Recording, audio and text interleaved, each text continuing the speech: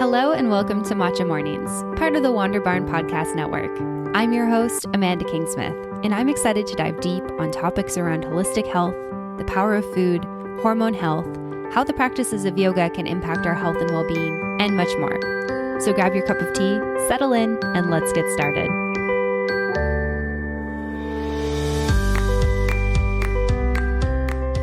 Hello, everyone, and welcome back to another episode of Matcha Mornings. I am very excited that you're joining me for today's episode of the show. And today on the podcast, I am thrilled to be joined by my friend, Kat Taniberg, who is joining me all the way from Revelstoke, British Columbia. Kat is a yoga teacher, a wellness coach, and an entrepreneur, and she has a lot of goodness to share in this episode. So we talk about her journey with health and wellness, how travel influenced her health, what inspired her to become a yoga teacher, and a little bit about her story around teaching yoga. We talk about settling into life in Canada and how that really sort of spurred on her taking a leap of faith to run a health and wellness business, and much more. So there's lots of goodness in this episode. I hope that you enjoy it. And without further ado, here is Kat. Kat, welcome to the podcast today. I'm really excited to have you here with me. Thank you so much for having me, Amanda. I'm so excited to be with you here today. Yeah, me too. I'm stoked for this conversation. You and I have been Instagram friends for a while now. And so I feel like this convo is kind of overdue. But for those people who don't, I guess, know you, can you share where in the world you're joining us from today?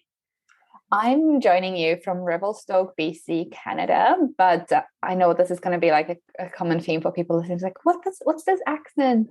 So I'm originally from Estonia, but I've kind of lived across the world. So when I hear about you talking about traveling and stuff, I always resonate because that's been such a huge part of my life as well. Hence the funny accent. I love it. It's not funny. It's just not Canadian, but it sounds great. It gives you a little bit of mystique, which I love. I'm curious how you ended up in Revelstoke of all places. Like, what kind of brought you to like calling that home? It's kind of like this was never meant to be a long-term thing. So kind of what made me get into traveling a lot was I love snowboarding. I love like the winter sports. It's how I met my husband, and I spent quite a lot of time in Austria and the Alps. And then we decided to move to New Zealand to kind of, spend the winter there and go snowboarding, etc. And then we'd always heard about the snow in Canada. Like, it's world famous. So we were like, okay, well, let's go and check out Canada next and see what it has to offer. And we'd never been before. We had no idea what we were getting ourselves into. And we were just asking friends who had been, like, what were their recommendations in regards to like places to check out or like towns to live in. So we both like that small town vibe. And the kind of two main places that were recommended to us were Fernie and Revelstoke. So we kind of checked out both when we first arrived in Canada back in 2017. And we really loved Fernie as well. We were in Fernie first. But then we came to Revelstoke and we had like one run on the ski hill here. And my husband was like, we're moving here. So that's kind of it. Amazing. I love that. As a Canadian born in Alberta who hates winter, I'm always like, how do people end up in this country? But I totally respect, the mountains are amazing. And obviously the skiing's amazing. It's just so cold. But I think it's great that you've been able to kind of find a little home there. Yeah, it's been really nice. And, we came here because of the ski resort and we were only going to stay for a year, but we really fell in love with the community here in Revelstoke. It's really special. It's very welcoming. It's very young. And what I've also learned now over the years of being here, it's very entrepreneurial. And I really believe that, the people that we surround ourselves with have a huge impact on who we become. So it's been nice to kind of be in that bubble as well. Yeah, absolutely. I completely agree with that. I think having like-minded people around you is hugely important. And it's hard to get that when you're moving around all the time. So I'm glad you guys found somewhere that you love, that has a good community. And I'm curious, kind of on the same thread, but sort of different. Can you tell me a little bit about your like health and wellness journey? Oh, this kind of, it actually correlates with my traveling journey. So I even remember, it's so funny to think back to it. When I was still living in Austria, one of my closest friends, she was getting into like health and, like healthy food and like eating differently. And I just thought to myself, like, like you're just so weird. Like, this is so ridiculous. Like, like you get sometimes from friends who aren't into that thing. Like that was me. And then we ended up moving to New Zealand after living in Austria. And it was really, really strange to kind of go through all of those experiences. And this is kind of where I relate a lot to your story. So just before we ended up traveling, I had, just to make, life easier whilst you're traveling, I had an IUD put into me before we left Austria. And we traveled a little bit through Asia, and then we moved to New Zealand. And, we were living the dream in New Zealand. We were traveling in a van. Life was great. And I was getting into a really, really dark depression hole, and I did not know what it was. Like, I come from a background of, I always joke about it, but it's the truth. My mom always saying, like, psychologists are con artists. You don't need them. You can just talk to your friends. So mental health was never something that was a topic that I was surrounded with. So when I was going through it, I just didn't understand what was wrong with me. And I knew the fact that, I'm living the dream. Why am I so sad? And I remember it was also a really tough time for my relationship because I was projecting all of that onto my husband. And it's so crazy how the universe delivers. We were in Mount Maunganui in New Zealand, which is a little like surf town. And we were just parked up in our van just next to the beach. And I think I had my workout mat, like yoga mat, workout mat. It was a workout mat for me, but it was like outside just in front of the van because I was about to go and do a workout. And then this random chick just pulls up and she's like, biggest smile ever. And she's like, hey, I'm sorry. I just saw your yoga mat. And, I just wanted to invite you. Like, I'm teaching a class outdoors here, like in a week from now. And I thought you might want to come and join us. And I think I'd done yoga like a little bit beforehand before we left Austria, but I never really got into it a lot. Like, yeah, I enjoyed it, but it was just a form of working out for me. It was nothing else. So she invited me to that yoga class. And, like when my husband came back from surfing, I was like, you know what? I got invited to this yoga class and I think I want to go. And he was like, okay, yeah, cool, do whatever. So I went to that yoga class and it was my first ever vinyasa flow class. So it was so challenging. And I was like working out regularly at that point. I was like, whoa, like this is hard. Like, what is this?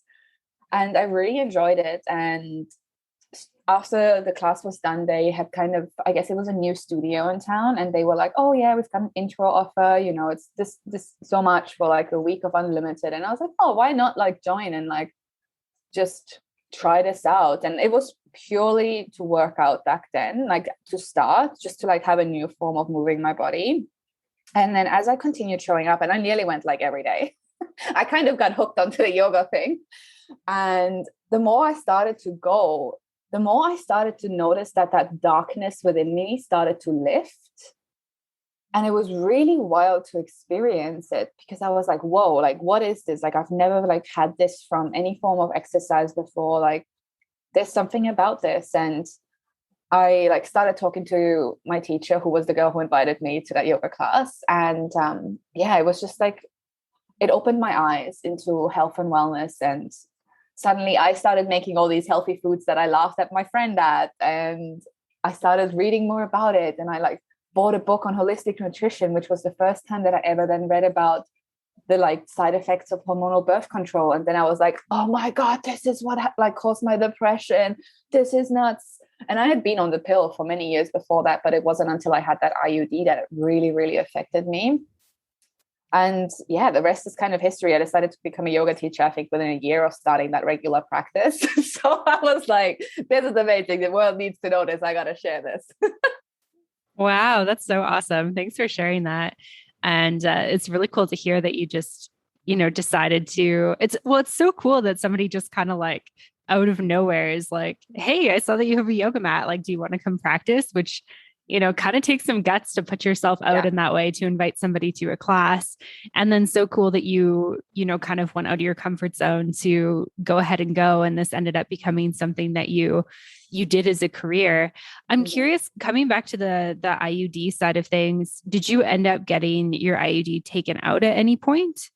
So this is like, it's pretty maddening to myself, but this just shows that my journey was just so much longer. Like, even though I was aware that it was causing these effects to me, because I had paid a lot of money for it, like, because in Europe you have to pay for them. So I paid like 400 euros, which I think in Canadian dollars ends up being like, I don't know, 600 or 650 Canadian dollars.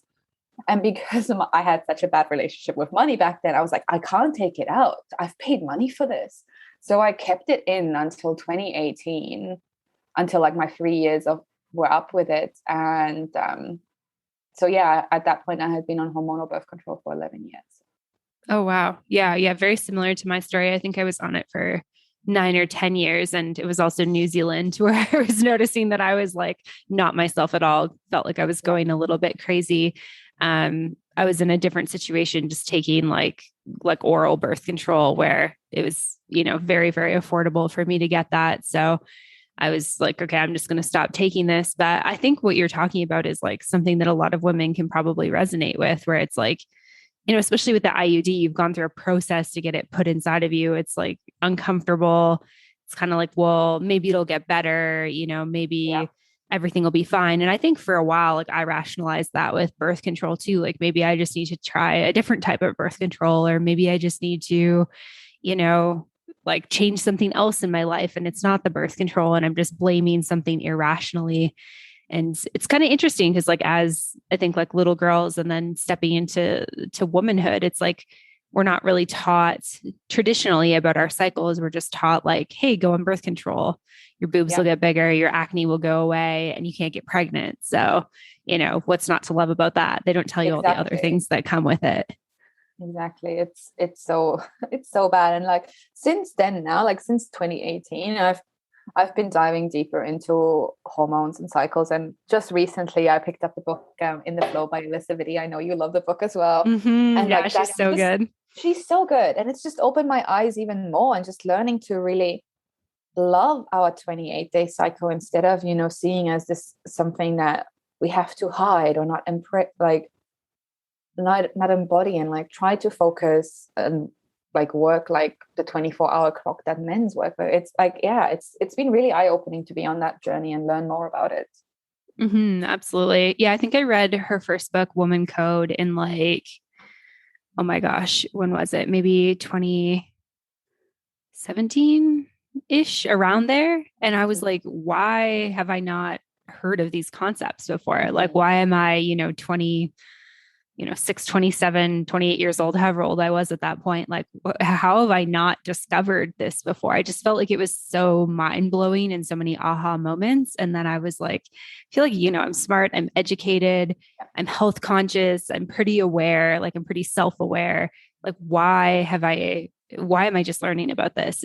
I feel like it should be something that all like little girls are learning about before they actually go through the process of like getting their cycle.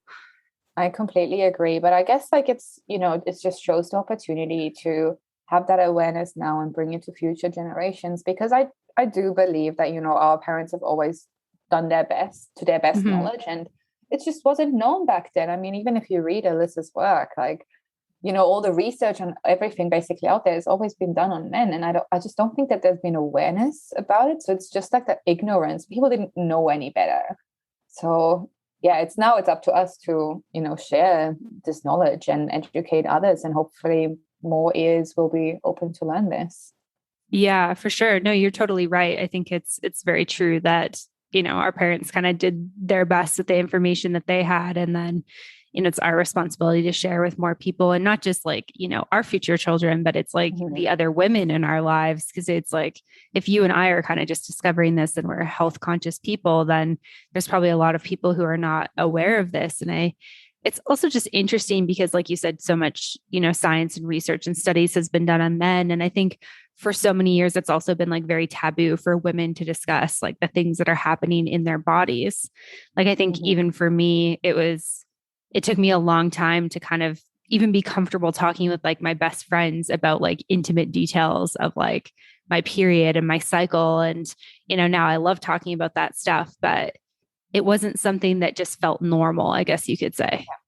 Yeah, I completely agree. And I know it was on one of your other podcast episodes that you were talking about. Like, I feel like so many people around me are now aware of this, but it's probably also the people that I surround myself with and, the people that I follow. But I still, again, on the wider picture, I think it's not actually that common knowledge.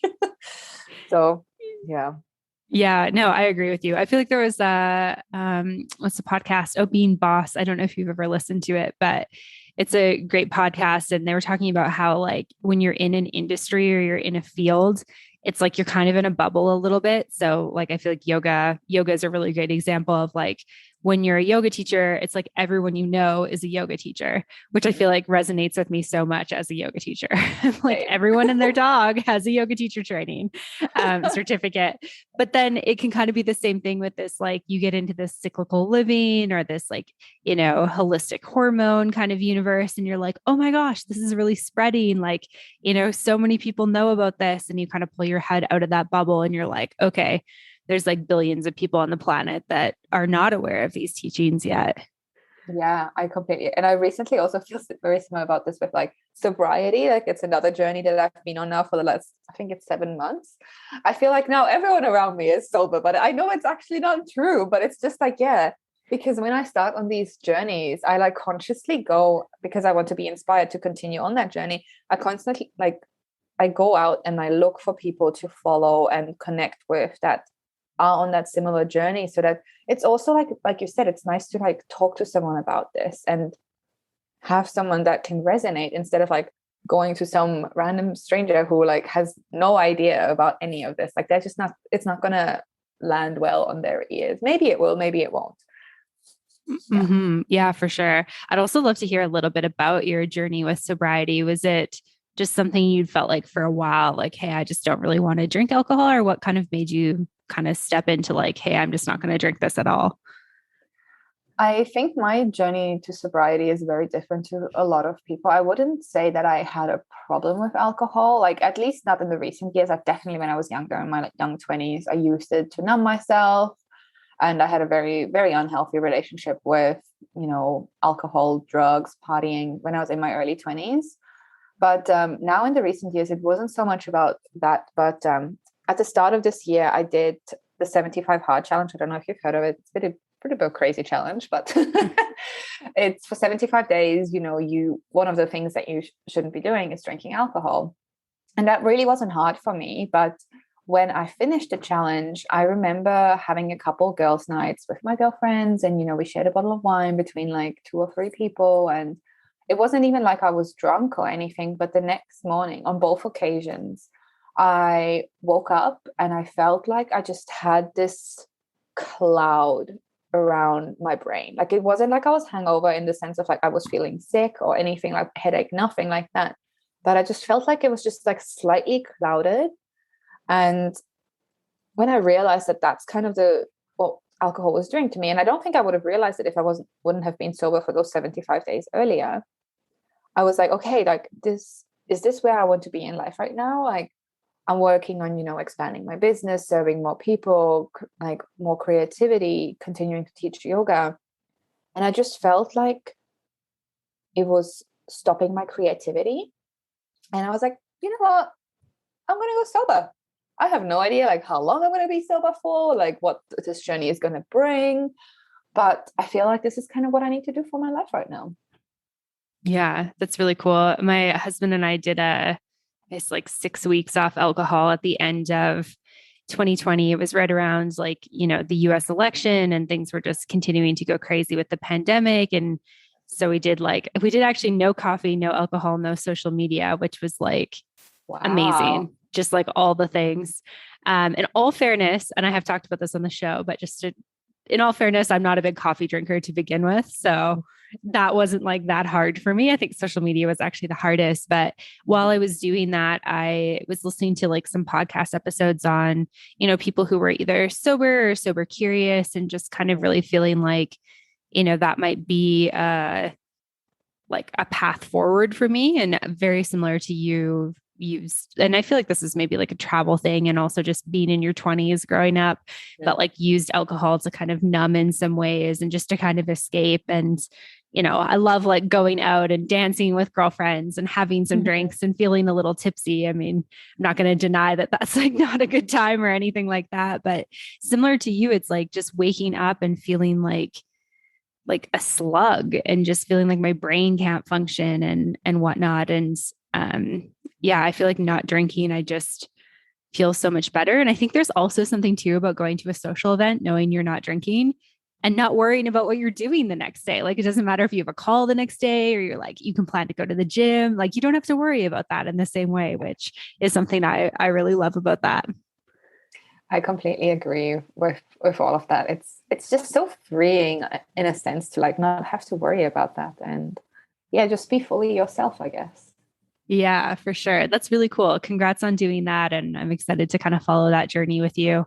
Because yeah, it's definitely something that I'm intrigued with as well. And I want to kind of get back to your yoga journey. So we're back in, I think, was it 2017 Yeah. in New Zealand? Okay. So you said within a year you became a yoga teacher. Did you decide to teach right away, or like what was kind of your yoga journey like? Yeah, so I guess I became a yoga teacher at the start of 2017. So I guess when I found yoga, it was still like 2015 or start of 2016. I can't remember exactly because you know how they have the opposite seasons in New Zealand. So I can't remember exactly like it was summer. So it was either like at the end of 2016 or the start of 2017, end of 2015 or 2016 when I started. And then I decided, because our visa kind of came to an end in New Zealand, and we knew that we wanted to come to Canada. And, my husband kind of decided, because he's English, that he wanted to stay in New Zealand to work a little bit longer to save some more money for our Canadian trip. And I was like, okay, so, like I couldn't extend my visa. So I was like, what should I do? And it was that time when I decided to do my teacher training and just go to India. Like first time ever traveling solo, and I was like, okay, let's go to India. And people were like, oh my god, you're crazy, you're white, you're blonde, like blah. And it was the best experience of my life. It was life changing to go there alone first of all, and then yeah, go and do my teacher training there and really just immerse myself for a month. And I think I kind of knew straight away that I wanted to be a teacher because of the profound impact that yoga had had on my life. But I obviously didn't know like what it was going to look like exactly. So yeah, I finished my teacher training at the start of 2017, and then I decided, because I had a little bit longer on my stay in India, I decided to stay at the school and help with teaching the new class, kind of do the karma yoga style, and then also teach some of the like drop-in classes at that they had for just general people in the area. So I straight away just dove right in, and then I traveled to Europe just to see some family before moving to Canada, and I like taught some pop-up classes in the places that I visited, just to really put myself out there and gain that kind of experience of teaching. And then yeah, the moment I moved to Canada, the moment we decided to settle in Revelstoke, I found a studio. I started teaching like 7 classes a week. It was wild. So yeah, it was just kind of straight away getting into it. Yeah, yeah, that's amazing to hear. It's really cool. I know we chatted about offline how our journeys have a lot of like overlapping elements, but yeah, my first solo trip was also my teacher training, and I went to Bali. I did actually want to go to India, but I was having a hard time finding like the right program, I guess the program that was kind of calling to me. But I feel like going and doing, regardless of where you go, going and doing a trip like that is just like such a great growth opportunity. Like, not only do you learn about yourself and yoga, obviously, but you get to kind of have this like stepping outside of your comfort zone in so many ways. And I would imagine that, India probably has like an added level of that with just like the chaos that is India in the most beautiful way, of course. But I'd love to hear like just kind of a little bit more about what it was like being in India and doing your teacher training and what that journey was like for you. Oh, it was magical. Like when I travel, I love to use Airbnb for so many reasons, but basically, and the way I like to travel is not plan my trip a lot, but just kind of go with the flow. Like I knew when my teacher training was, I knew where it was, But then I had 3 weeks before it started to just go and explore. And I arrived in Mumbai, and I think I had booked like 3 nights at the Airbnb. And one of the many reasons why I booked it at the Airbnb, because I really wanted to get that insider information about, a little bit of India and how to go about it, and just kind of, I don't know, almost like a safety net. And I'm really grateful I did, because I'm actually still in touch with the person who ran that Airbnb. He's amazing. He was like so helpful. But I just remember like one of the first things that I did was go and purchase local clothing for myself, so that when I was traveling around India, I would feel comfortable, because obviously people were staring. I mean, I'm tall, I'm blonde, I have very fair skin, so I'm very unique to them.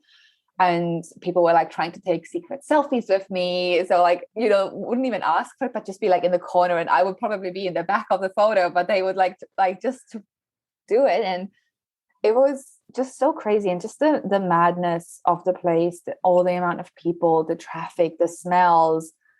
Like, I traveled a lot of Southeast Asia beforehand, and I feel like all of it prepared me for this ultimate challenge of traveling India solo. And one of the first things that I did after kind of my 3 days in Mumbai came to an end is I booked a 27-hour train ride down Oh my gosh. south. Like, I don't even know. Like, this is kind of just explains my personality. I'm just like all in. It's like, okay, we're doing this. And it was so cool to experience it. I ended up in this like little cart with a family, and they were so kind. The English was very broken, but they would share their snacks with me. They would, help me purchase snacks from the vendors that would come in. They just kind of looked after me. And it was just so beautiful, because throughout my time in India, I never once felt as if I was in danger. It was actually the complete opposite. And I always felt like the locals had my back, even if there was like the language barrier. The Indians are so kind as long as you're respectful. That's really what I believe. And I really believe that the fact that, I was wearing that local clothing, I was covered, that's why people were so friendly.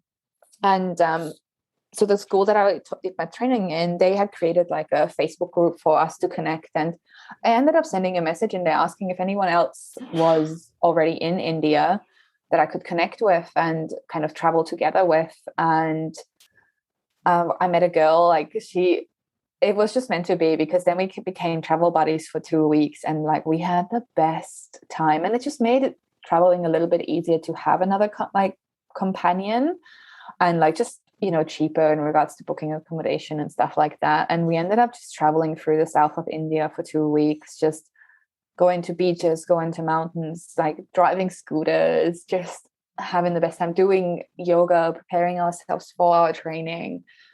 And it was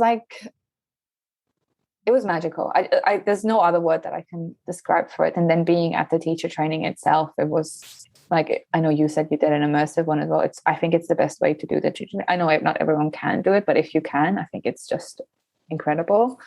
And then, just staying there for those extra 2 weeks after the training and embracing a little bit of that Indian lifestyle, finding a place to live for 2 weeks, like on my own, and like traveling on a scooter to go to the school. And I just, so many fond memories.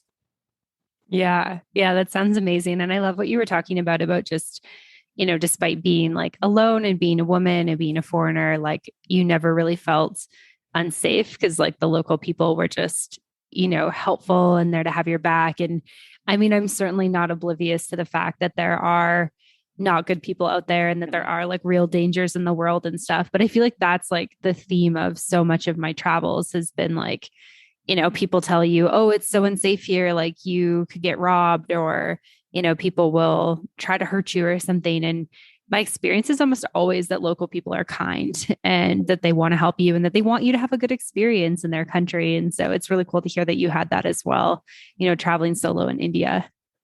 I definitely had one experience. I think it was on my second day in Mumbai where someone tried to scam me, but I'm pretty good with like being intuitive, and something inside of me was just like, something is not adding up here. I'm not sure, and I just kind of walked off from it, and it definitely like hurt my day a little bit. I was like, I'm done with trying to buy this train ticket.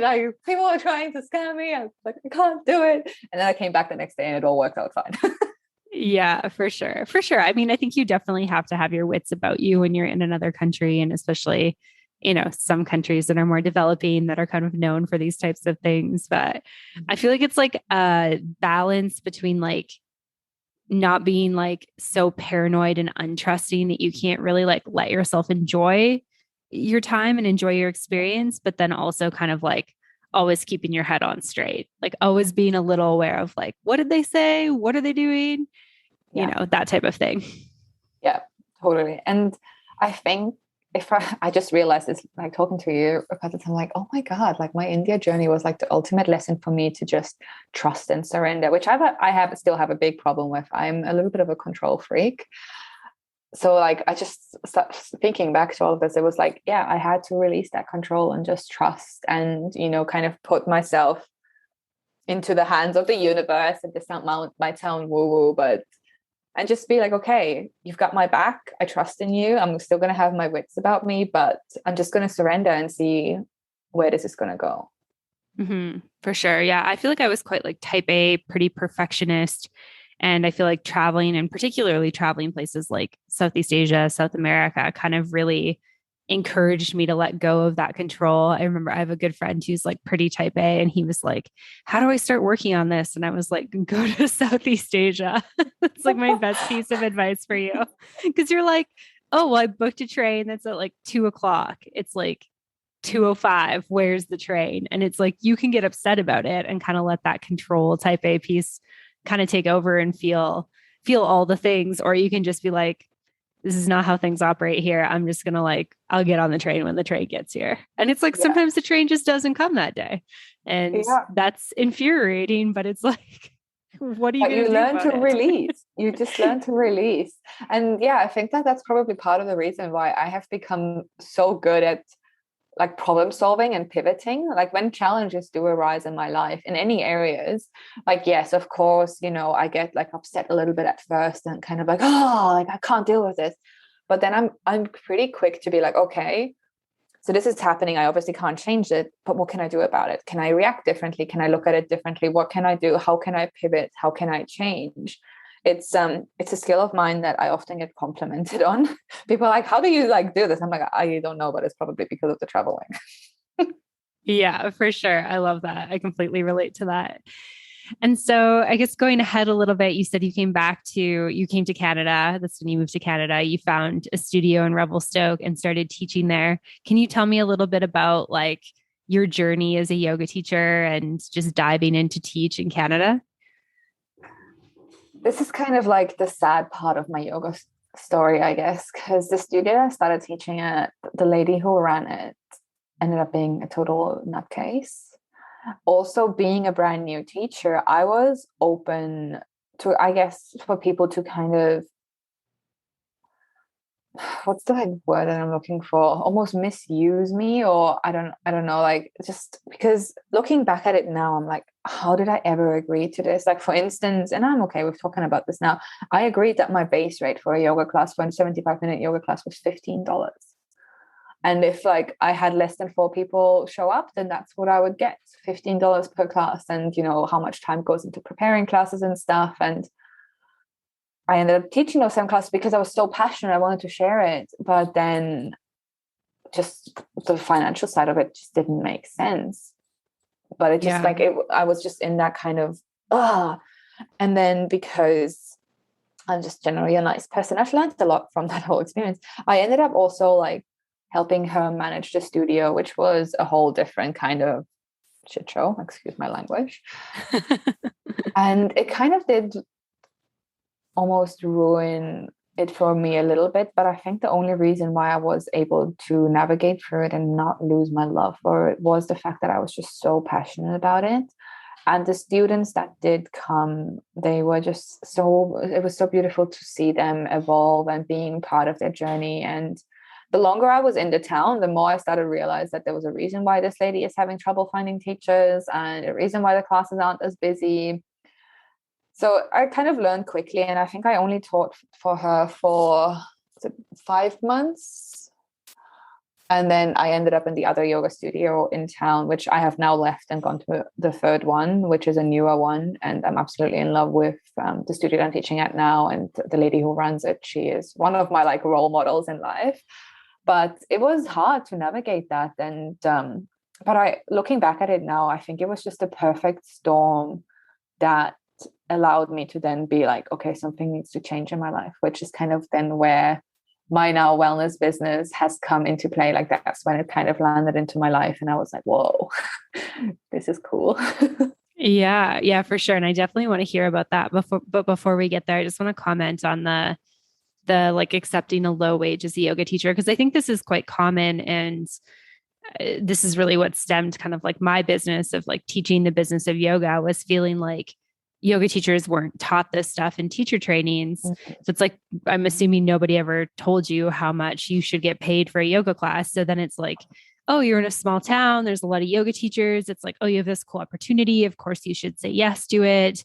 Like they tell you how much the pay is. It's like, okay, well, sure. And then you're kind of doing the math on prep time and how much time you're actually spending. And it's like, oh, well, I'm getting paid like very, very much under wage, like under minimum wage, especially in Canada. And it's like, well, it's a good opportunity.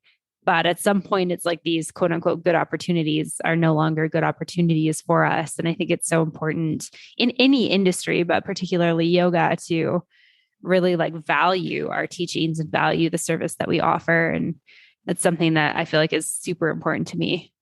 Yeah, I completely agree. And yeah, people don't talk about it enough. And I think it's so important to kind of not sell yourself short.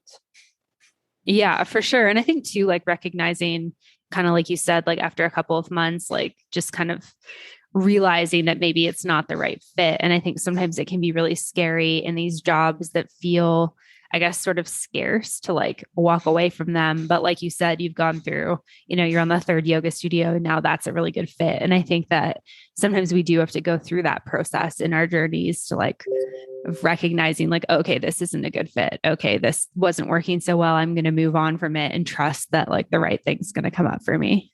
Mm-hmm. Completely. Hey everyone, we're just taking a quick break from the show to talk about Energy Bits.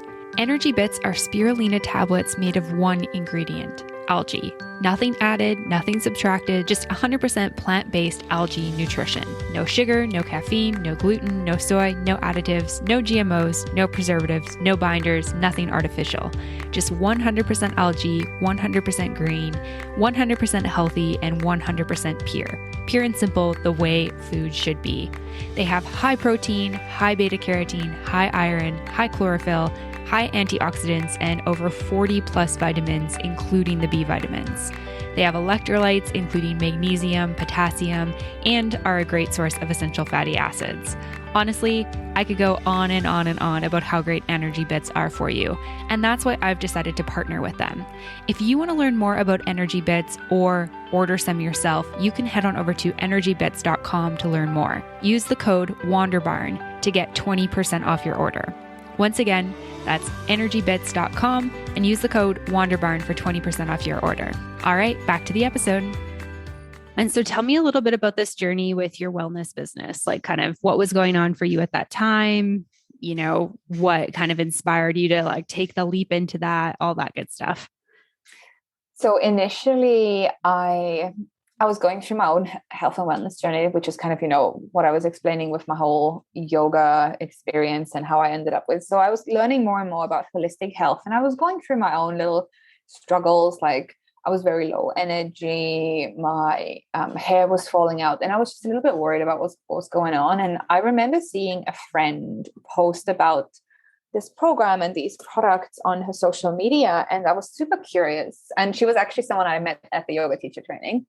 And I reached out to her, and it sounded really cool and I really wanted to do it. But that was like the moment I had arrived in Canada. So I didn't have a job yet or anything. So I ended up being like, oh, I can't do this right now.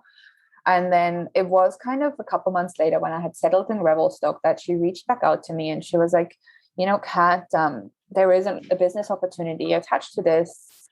You could, become a wellness coach inside our program and like promote our products and create a little bit of extra income for yourself. And she messaged me at the perfect time because I had been teaching at the studio at that point for maybe like 2 months. I was also working as a server, a waitress in one of the cafes, and I was helping manage the studio. So I had basically 3 jobs. I was working between 50 to 60 hours a week. It was nuts. And what I had realized was we moved to Revelstoke to explore Canada, to be able to do the things we love, go hiking, spend time with our friends, make new friends. And I found myself in this cycle of just working, and still being broke because, at a cafe, I was getting minimum wage. I was getting basically nothing from my yoga classes. And the managing position was also very low paid. So when she offered that to me, it kind of got me thinking. I was like, what if I could create some extra income with this and maybe quit one of those jobs and have more freedom for myself? And I kind of said yes, but then I was still hesitant about it because I had no idea about how to run a business, how to do social media, how to be a wellness coach, nothing. I was never done anything like it. But I remember this one day that changed it all. I had been on a 6-day work streak with all of my places, and I had one day off. And I had made plans to go on a hike with my husband. It was the one day off for us together because after that I was going to work another 5 or 6 days in a row. And I remember waking up to a phone call from the owner of the studio that I was teaching at. And I straight away, when you get that gut feeling, you're like, oh, this is not good. So I didn't pick it up. And then a couple seconds later, I got a text message being like, hey, Kat, you got to come in today. There's an emergency. I need you to deal with this. And I actually just texted her back hey, I'm so sorry. I actually can't come in today. I've made plans. It's my one day off. I hope you understand.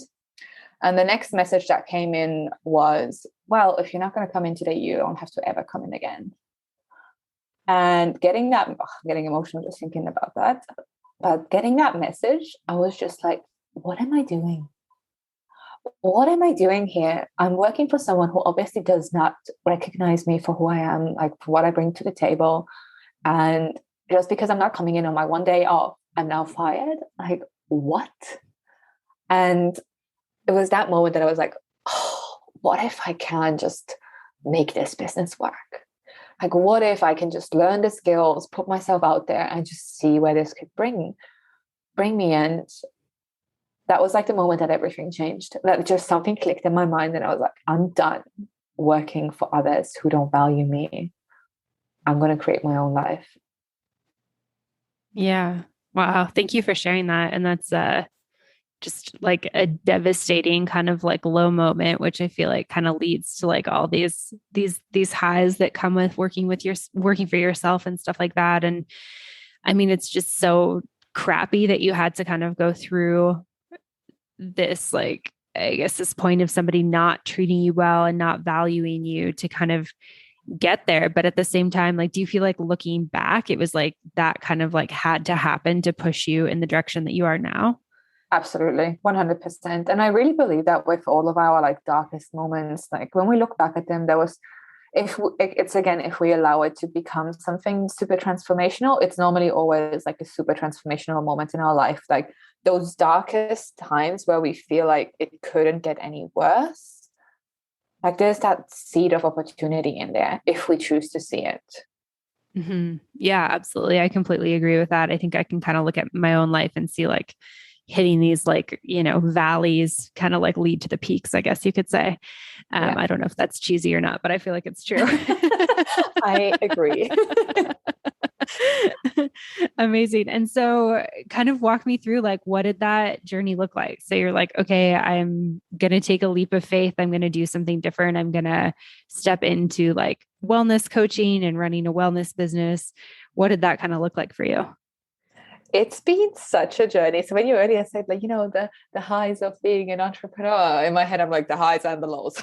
Yeah, for sure. I was thinking the same thing as I said it, just to be very clear. Because like that was the moment when I then decided to switch my yoga studio. So I went and teach at the other one where I only got, I think, 1 or 2 classes a week to start. I ended up also switching my cafe job to working at kind of a restaurant. So my wage kind of went up. So I just changed a lot of things at that time. It just was really that kind of transformational time. And I started to kind of dive deeper into the training that was provided for me through like our mentorship in our business. And I just started to put myself out there. I started to listen to my mentor and what she recommended me to do and just do it, even if it felt uncomfortable, even if I felt like I didn't know what I was doing. I started to show up on social media more, create a new network. Because like I said, I just moved to Canada. I didn't really know anyone here. So it was just really kind of starting to add value to social media and just making friends. Like that was my idea, because the wellness business that I run it's in the network marketing space. So it's about networking. It's about making friends. And then maybe those friends will, see value in what you have to offer. And then maybe they support you, maybe they don't. And it doesn't really matter. But because of that kind of decision to just throw myself at it, I started to create a lot of success pretty quickly. And there were some other challenges that happened in my life, like the restaurant job didn't end up working out, and it was like the shoulder season, so I couldn't get a new job, and it was just like a tough time to navigate. And then because the business was doing really well, in my head I was like, well, I could just quit all my other jobs. And that was like basically a year after I think I gotten started, and it was like quitting very prematurely. Which now I'm like, when my team does that, I'm like, don't do it. Like you can go down to part-time, but don't do it. Like don't go full-time too early. So I did that a little bit. And then just like with any other business, when you're on a consistent high and when you're massive momentum, at one point you're going to hit either that baseline where it's just going to stay stagnant, or it's maybe even going to drop. So for me, it dropped, and it dropped quite a bit. So then I was like, oh, what do I do now? Like on social media, I've been like saying how I'm this entrepreneur and I work full time for myself. And now I just got to kind of own up to the fact that I got to go and get a part-time job again. And it feels so bad. And how do I do it? And so I had to swallow my pride and just do it and go back to part-time work. And it was a great decision because it took off that financial pressure of having to get the business to work. And just instead kind of focusing back on the joy of it, the love of it, supporting my clients, supporting my team. And like slowly kind of as I was going through that again, it started to grow again. And then at one point last year, it got to that moment again where I realized that the cafe that I'd been working at that point wasn't serving me anymore. So I moved on from there. And I was because at this point, I learned a lot about my value. It's like, okay, I'm going to get another part-time job, but I want to make sure that it fills my criteria, which for me is having weekends off so I can spend time with my husband, who's a plumber. So he obviously only gets weekends off. And all the places that I applied at, they were like, oh, we have part-time hours, but they would be on the weekend. Or then the other option would be like, oh, because of COVID, we've cut down on staff and we don't have actually any availability, so we can't help you. So I found myself again in that position where I was like, okay, I can't get another job. I've got this little wellness business that, was paying me like a decent amount at that point. I wouldn't say, like, it depends kind of what you see as a full-time income, but for me, it kind of wasn't a full-time income just yet. But I was still teaching yoga as well. So I was like, okay, you know what? I am just going to take the leap. And I had my own like struggles in business. I felt like I'd been at this glass ceiling for so long. So it was that time as well. I was like, okay, I need to get some outside help. So I decided to hire a like life and business coach, life and mindset coach. And it was very, very scary to make that decision because I had limited income, but I was like, I feel like this is what I need to do next. And I started working with her and she helped me realize so many things. And within like 4 or 5 months, my business grew by 400%. So I was quickly earning a full-time income, making the same amount as my plumber husband. And it was just again, like it was that transformational moment of where I was like in that situation of, okay, I can't get another job. I just moved on from this cafe because it didn't work out. I know what my value is. There's some scary times. I don't know, like my income is just making enough to kind of cover the basics, but I'm just going to take this plunge. And yeah, now I've been working full time for basically exactly a year. Wow, that's amazing. Congrats on that. 400% growth is incredible. Yeah, it's wild, very wild to look back at it and be like, wow. And it was just some small mindset shifts that she helped me like realize and really just kind of, I guess, do business in a way that feels 100% aligned with me instead of trying to do like things like everyone else is doing. Yeah. Do you have any examples you could share? It's just, I guess, like how I was running my team and just like how I wanted to show up on social media, how I wanted to, connect with new clients and things like that. Just small, simple shifts. Like I wouldn't, but I do remember one thing that she told me that I think was the biggest game changer was like, Kat, what if you were to do more of the things you love in your business and less of the things you don't love? And I was like, what? I can do that? Like what a concept, right? Yeah, because at that point I had been taught like, this is like the blueprint, this is how it's worked for us, this is how you gotta do it. And there was this small disconnect with just some of the things. So I just took her advice and, I started doing more of the things that I did love, which, for me is really also like empowering my team and helping them and supporting them and just being there as their coach and helping them with their mindset and then just really loving on my customers and just putting less pressure on myself and just trusting. Again, it all comes back to trust. I feel like this is like the common theme of my life: surrender and trust. Yeah, no, thank you for sharing that. And that's really amazing to hear. And I think it's also just a testament to like what we're capable of doing in times where we're like, okay, my like plan Bs have sort of ran out now. Like plan A's got to work, Yeah, totally. I feel like I can really resonate with that. Like, I think I guess I've been working for myself pretty much since the fall of 2015, but I've had like moments like you were talking about where it's like, oh, I'm not making quite enough money. So I'll go back and get like a part-time job. Like, oh, I'm back in Canada for the summer. I'll like, get a part-time job. And I think since 2018 was the last time I did that. And it was just kind of like, I can't keep doing this. Like, I'm never going to really push myself to make enough money to be sustainable in my business if I'm consistently like in the back of my head, no, I've got a fallback. It's like I need to not have that fallback to actually learn to sort of trust myself and, trust in my abilities. Absolutely. And you just, at one point, you do have to take that little bit of a leap. Like I do believe, when one door closes, another door opens. But I also think that sometimes there is like premature kind of, oh, I'm just going to do this, because then I feel like this is something that I've seen with my team is sometimes when we then start to just rely on this and our like business or whatever we're doing is we kind of put out that desperate energy because we feel like, oh, I have to like get this new client or I have to do this because otherwise I can't buy food or I can't pay my rent. And people feel your energy, whether you like try to put on a facade or not, they feel it. And if you have that desperation, they're going to be repelled by you. They don't even they can't put like the finger on it, like why they're not interested, but there's just like, something's off. So having that safety net, I think, is so important. But then, taking the leap, because it's like you said, you can't continue growing and evolving if there's still that safety net that you're just desperately holding on to, just feeling like, but what if it doesn't work? I mean, worst case scenario, you go back to part-time work and you've just learned a lesson. Yes, 100%. Yeah.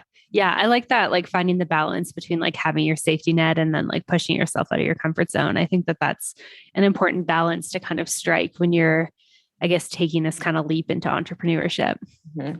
Totally. And just being okay with the fact that you're going to fail a lot on your journey to, running a successful business. And I think the fear of failure is what holds so many people back. But I think what we need to stop looking at failure as a bad thing and instead being like, failure is important because failure is teaching us the lessons we need to learn in order to grow and in order to evolve.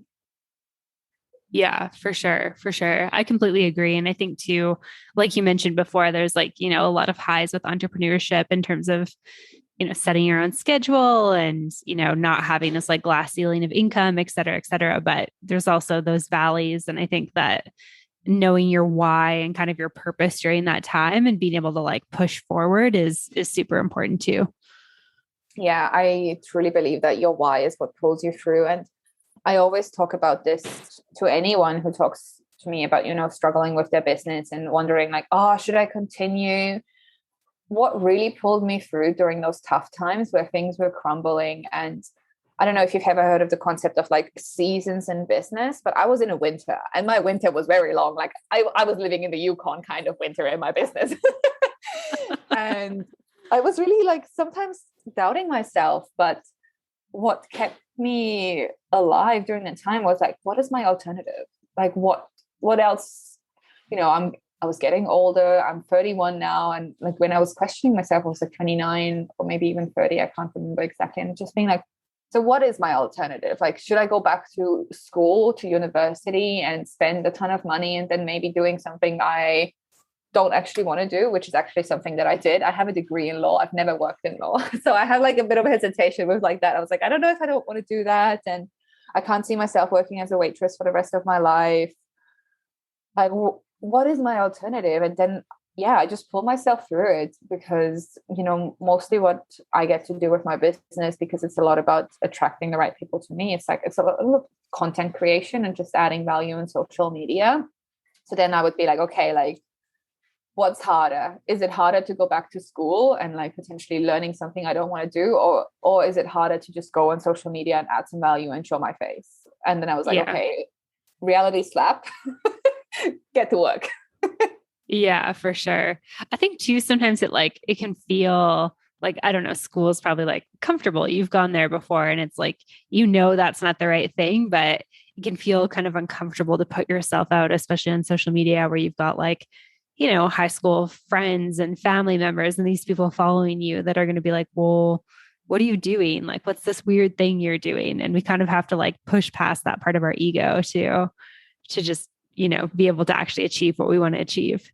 Totally. And I feel like this is especially like prominent in my industry because, like in our industry, people say like, oh, MLM, it's so bad. It's like a scheme. So there's a lot of that judgment, but it's always from people who like don't actually understand it or, they've heard about someone having a bad experience. And of course there's bad apples in our industry. Like there is in every, but when you look at the core and the idea of what we do, it's just helping people on all levels.